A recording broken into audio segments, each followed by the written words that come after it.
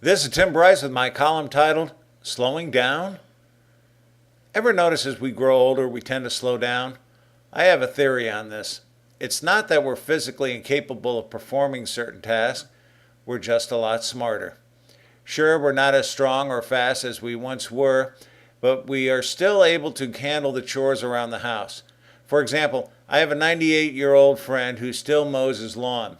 His eyesight has been waning, which caused him to turn in his driver's license and sell his car. But he still tends to his household, maybe not as robustly as he once did, but he tends to his chores nevertheless. As an aside, he was smart enough to know his limitations, causing him to voluntarily forfeit his license. Some keep driving well after they're capable of doing so and often end up in accidents, but not my friend. In our 30s, 40s, even our 50s, we do not think twice about lifting something heavy. If you asked me to move a heavy rock or chop a tree, I would tackle the assignment readily. However, as I approached 60, I found myself saying, let me think about this first.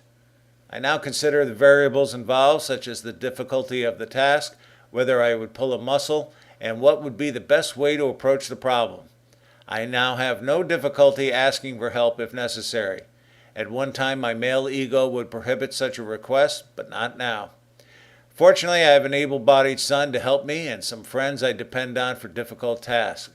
I will even go so far as to hire helpers. To illustrate, some time ago I spread 130 bags of mulch around my property.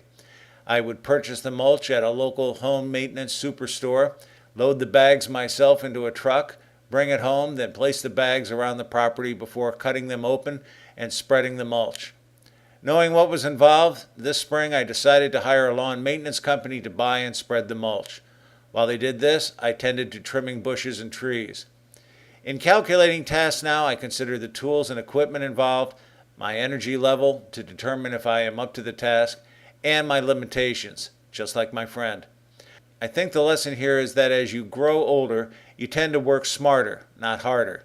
You calculate your priorities before tackling an assignment. You may no longer be able to quickly perform a task, but you suffer from fewer muscle spasms. I still cut my grass, not to mention edge, hedge, trim, and blow. I just hope I'm not doing it when I'm 98. Friends, keep the faith. This is Tim Bryce in Palm Harbor, Florida. Follow me on the internet at timbryce.com.